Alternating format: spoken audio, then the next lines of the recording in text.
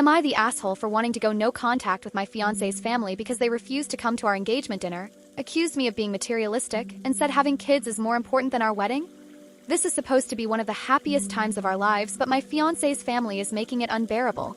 After months of drama, dismissiveness, and flat-out favoritism, I'm seriously wondering, am I the asshole for wanting to go no contact with my fiancé's family? I, Maya, 31 female, have been with my fiancé Marco, 31 male, for almost 4 years. This September makes it official. Early on, his family, especially his mom Karen, seemed to love me. She'd ask about me often and even told Marco she liked me more than him. We used to laugh about it. But the moment we got engaged and started planning our wedding, all that support disappeared. Shortly after we got engaged, Marco's youngest brother, Ethan, and his girlfriend, Colleen, had the first grandchild, Eli. We were genuinely excited and paused our engagement celebration and wedding planning to support them. Then, at Eli's first birthday, Ethan and Colleen got engaged. Again, we were happy for them. Then Marco's other brother, Nico, and his girlfriend, Alyssa, announced they were expecting. We paused plans again to show love and support and not take anyone's spotlight. We even pushed our wedding from 2026 to 2027 so everyone could have their moment, celebrate their milestones, and we could save up for our wedding. Now that we've resumed planning and scheduled an engagement dinner for August 2025, Marco's family is acting like it's all too much. Meanwhile, my family, spread across the Caribbean, Florida, Texas, Nevada, California, Georgia, and the DMV, has been nothing but supportive. But Marco's family? Immediate complaints. Here's what they pushed back on. Location. We chose a city in Pennsylvania that's special to us. It's where we got engaged. Centrally located and within driving distance for Marco's Central PA family and my family in the DMV. But they acted like we asked them to fly to Paris. I even told Marco, if this much drama is happening over a day trip to a city in their own state, how are they going to react when the actual wedding is in Florida? Cost. We reserved a private dinner at a Brazilian steakhouse for $90 per person, including tax and gratuity. The dinner includes unlimited grilled meats, seafood, sides, soft drinks, and a dessert of their choice. There's a cash bar, so people who drink can do so without forcing non-drinkers to split the bill. Still, they called it outrageous and said we should have booked an Applebee's or Ruby Tuesday in their hometown instead of some overpriced buffet again. It's a Brazilian steakhouse. Schedule. The dinner is on a Saturday during a 3-day holiday weekend, so guests can travel and no one has to miss work. We picked a date after peak summer tourism so traffic is manageable, prices aren't insane, and parking isn't a nightmare. There are no major events, no parades, festivals, or sports games. While we plan on doing other things during the weekend, such as brunches or tours, we made it very clear that these outings were optional. All we're asking is they come to one thing, the dinner. And still?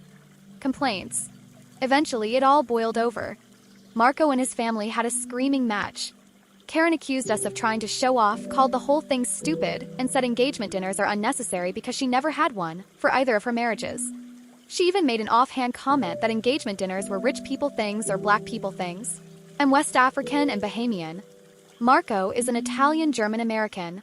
Since when is celebrating your engagement a black or rich thing? That comment really rubbed me the wrong way. We've been incredibly thoughtful with this process. Most of the stuff we are doing is pretty standard, especially for weddings in the States. I'm not even doing all the traditional customs from my culture. For example, there is usually a traditional wedding and a white wedding. We're merging both and doing one wedding. We're having an engagement dinner, a bridal shower, and maybe bachelor/bachelorette parties. We've been blending traditions to make both sides feel comfortable. But apparently that's still too much. Then came the invite list drama. Karen complained to Marco about our initial invite list. She was upset that we didn't invite everyone. Originally, we just wanted our parents and people we planned on having in the wedding party, something fun and intimate. This way, people involved in our wedding could bond before the big day. We weren't inviting extended cousins, old family friends, or even Marco's favorite third-grade teacher. We weren't trying to plan a 150-plus person event on 5 months' notice. It's an engagement dinner, not the wedding. While Nico and Alyssa are in our wedding party, he's a groomsman, she's a bridesmaid. Since Marco and Nico are really close and Alyssa and I get along, Marco's 2 youngest brothers, Ethan and Eric, aren't. Ethan and Colleen have 4 young kids. We figured it'd be hard for them to manage childcare or travel with all of them, and we didn't want to be a burden. Eric doesn't visit home unless Karen demands it, so we didn't expect him to come either. We thought we were being considerate.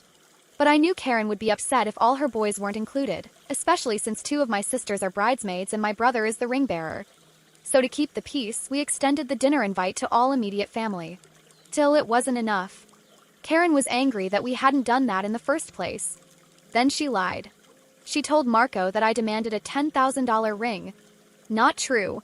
I once showed Alyssa a custom ring I liked online.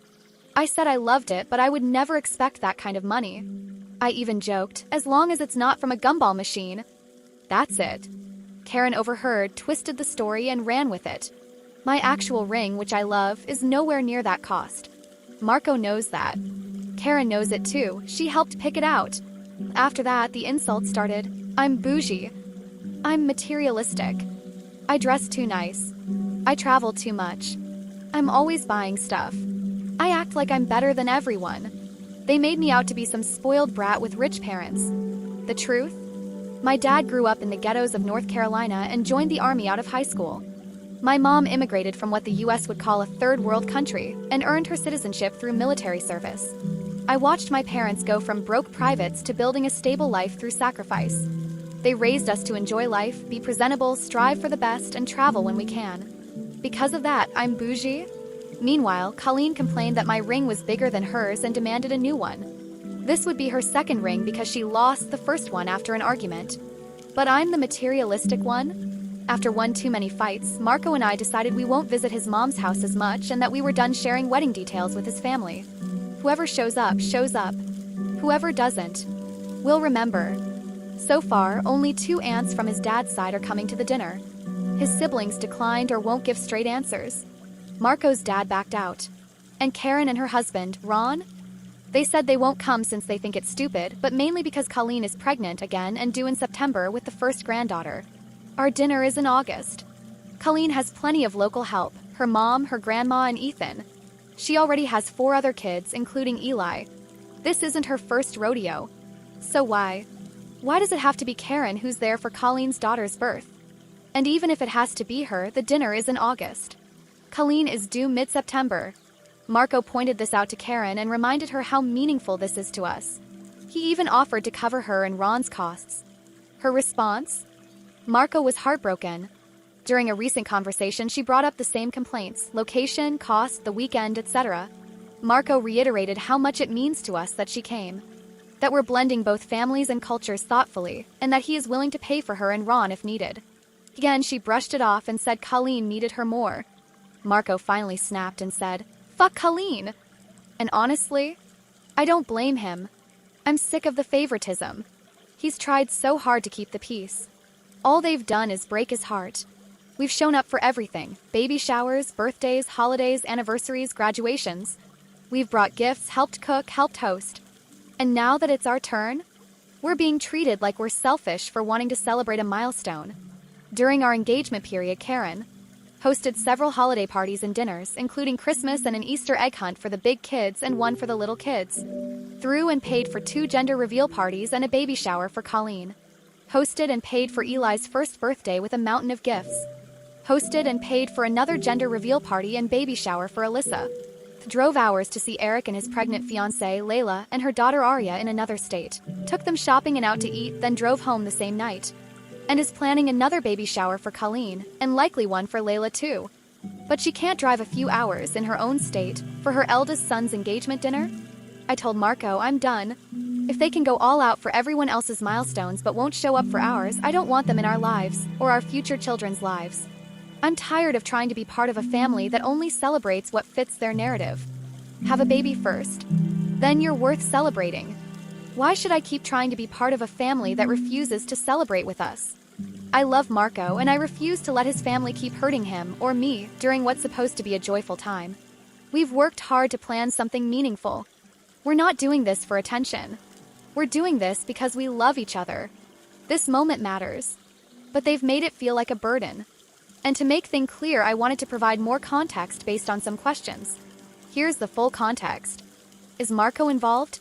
Yes, completely. He was present for the initial blowout with his family over the engagement dinner.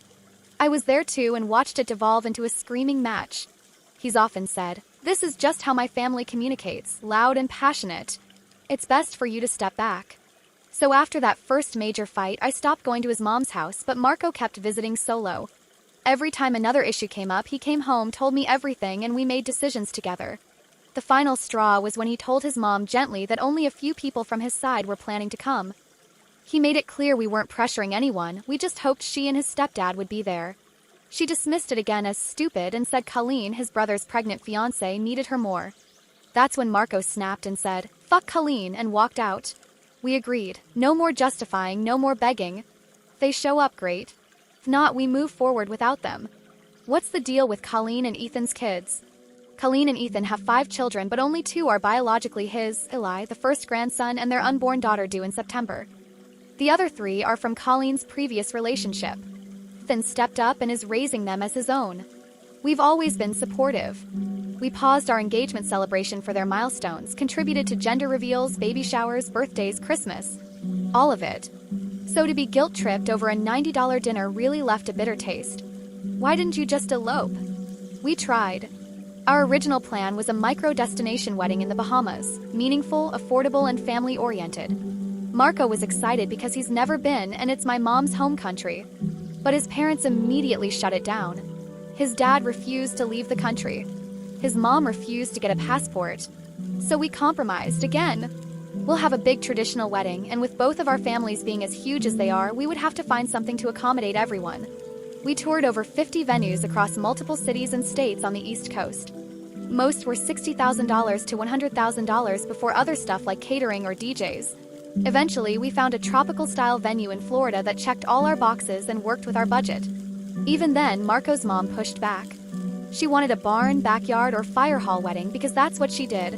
But this is our wedding. We're paying for it ourselves. We're allowed to want something that reflects us. Why was the engagement dinner delayed? We got engaged during the holidays and wanted both families involved in planning. My parents were overseas visiting family in Africa, and I refused to celebrate without them. Since Karen thought the dinner was stupid and didn't offer to help host with my parents, we planned a dinner in the state where my family and friends live, about 2 hours from Marco's mom's house, with my parents hosting and covering costs, but Marco's family refused to travel. We offered a neutral city, where we got engaged, that's accessible to both sides. They still complained. We finally booked a private dinner ourselves, and they still refused. You're forcing people to travel/pay too much. Let's clear this up. It's not cross-country, it's a day trip within their state. All of my family and friends are traveling from out of state and are not complaining. Karen has driven farther to visit Marco's brother multiple times. When she remarried and sent out last-minute invites, Marco, stationed in Hawaii at the time, spent thousands to fly home last minute for her wedding after begging his commanding officers for leave. Now she's throwing that sacrifice in his face over a $90 dinner with 6 months' notice? Marco reminded her of all that, and she had no response. Even if we did have our engagement celebration in his family's town, they probably would still complain. Besides, it's a very small town with little to nothing to do.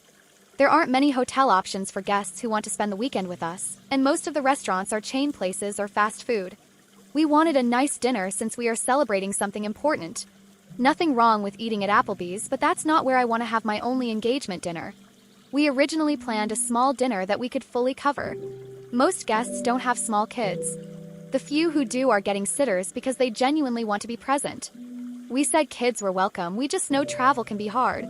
But when Karen insisted that we invite the entire family, including all the siblings, partners, and all the kids, our guest list exploded. We explained the costs and kindly asked if guests would cover their own meals.